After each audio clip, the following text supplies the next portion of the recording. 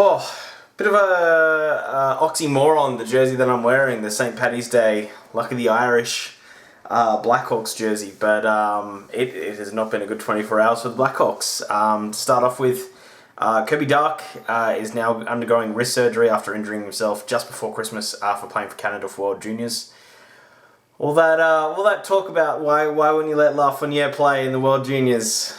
This is why sometimes. And Jonathan Toews, due to illness, but then they're saying he feels lethargic and a few other things, so I don't know if he ended up getting COVID, and this is, sometimes there are these longer symptoms that come with it, or if it's something else, or if he's just feeling off his game. But yeah, he's going to miss training camp and the start of the season. So at least to start off with, Blackhawks are not looking like they're going to be a great team, especially down the middle. So I guess if you're a fantasy owner, maybe look at who they're playing at the start of the season, because you might get some inflated numbers, and then might be able to then trade them onwards and upwards. But yeah, that's oh boy, that one's gonna sting. I think for the Blackhawks, they're really gonna get off to a slow start. I think they already weren't the deepest team out there, and this just hurts it more. And all the defense is aging as well. So yeah, those cups were great, but this is the trade-off, right? You win 3 cups. Eventually, the bill comes and they're paying that bill. They are really paying that bill now. So yeah, but at least they should get quite a good draft pick and can start this rebuild now, because this one really does sting. I didn't make a video yesterday just because it's still that sort of period. My birthday's actually tomorrow, so yeah, just sort of catching up with everyone and doing things. But Corey Perry signed with Montreal Canadiens. I'm not really going to talk about it too much because it's day-old news.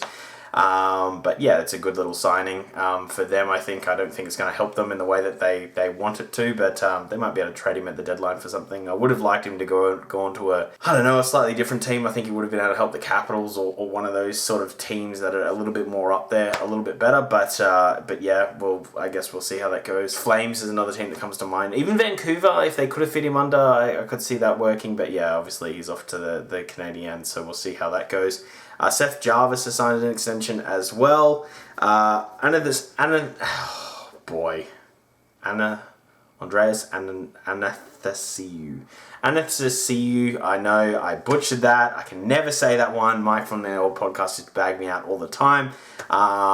Just my brain goes into shutdown mode with that last name. Athanasiou. I got it. It takes me a little bit, and then my brain's like, oh, I remember.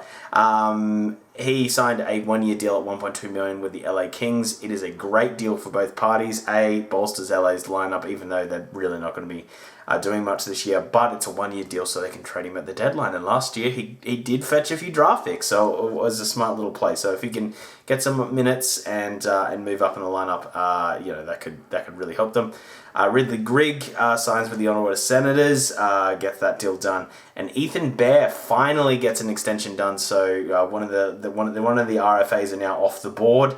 Still a lot of them to go. Some really good names on that RFA thing. It's pretty crazy at the moment. I'm really curious how Jesper Bratt, who has not been playing very well, how that all works out. So yeah, we'll see how that goes.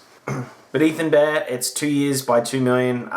Really good little bridge deal here. Still got a lot to show the league. He'll be 25 by the end of this contract. You don't want to give him the 4 years and a bunch of money. You want to see the player that he's going to work out to be. So yeah, I think it's a great deal all around and helps out Edmonton, who definitely need help back there. Especially Clapbon being out for most of the year, for pretty much the whole season. So that's gonna hurt. That's gonna hurt Edmonton as well. But yeah, we'll see how that all works out. Otherwise, again, old news, but Lundqvist is going in for open heart surgery, so just wanted to wish him all the best with that. I know Dad's not going to get back to him that I ever wished him well, but I feel like, hockey YouTube channel sucks, man. It's full on. It's full on. We went from oh, you have a heart condition that you've been playing with for 10 years to now this. So hopefully, I'm sure he's getting the best medical that money can buy, so I'm assuming he'll be okay. But still scary, it's scary stuff, but yeah, hopefully it fixes the issue at hand. Yeah, as for the PTOs, they're thick and fast right now, so there's been a few of them, so just bear with me. The Edmonton Oilers have given a tryout to Devon Shaw, so that might be a handy little play for them. We'll see how that one works out. Riley Sheehan to the Buffalo Sabres on a PTO. I think that's a really good deal if they can get him, because he's a good defensive depth forward. he still has hockey to give. I mean, yeah, he just sort of struggled to find the net. Not necessarily that he was playing terribly. I don't think he was lights out and could be on a second line, but he could definitely be on a third or fourth line and help out on a PK. And I think Buffalo Sabres need a player like that. So I think that's a good little pickup by them in that role.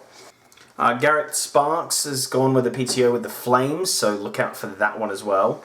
And that's about all the ones that seem to be able to get headlines for at the moment, but they're really hard to track these PTOs and until like some of the bigger media members start talking about it. Not even Cat Friendly kind of holds them. So those are the ones I've been able to find the recent ilk.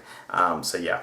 But yeah, I mean, very disappointing for the Blackhawks. I have a feeling, again, it's going to be a really bad start to this season. Bear in mind they don't have Corey Crawford either, so... Oh, man. Probably, yeah. I'll start with the season previews very shortly. I was going to start releasing them out this week, but I just want to give it another week because there's just so much happening in the league and so much movement right now that I don't want to have to do a season preview and then just redo it pretty much because some big piece has come to the team. So I wanted a bit more solid and yeah, that might be 3 or 4 videos a day, but that's okay. That's what it is. But that's the news of the day. That's pretty much everything that's happened thus far. Stutzler did very well and Germany won a game at junior, which is pretty crazy with everything that they've had to deal with. The fact that they've had 9 forwards and 5 defenders or 4 defenders or something like that playing because of COVID. So and they got trucked by Canada, so awesome to see them rebound. And yeah, obviously that's a good story, but yeah, probably stops them getting relegated and moving on to one of the other leagues, other divisions. So that's big. You want to stay in this kind of league and get a win does help that.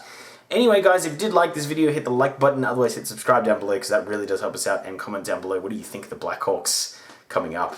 Oh boy, I wouldn't want to be, want to be dining out against that team. There might be some more changes that they might make, but I don't think so. It just doesn't make sense. This is some 1-year deals. I can see them doing some 1 years and trading them off midway through the season. But yeah, there's not much out there anymore, so we'll see how that all goes. But yes, thank you so much for watching. Have a great day. See you, and bye.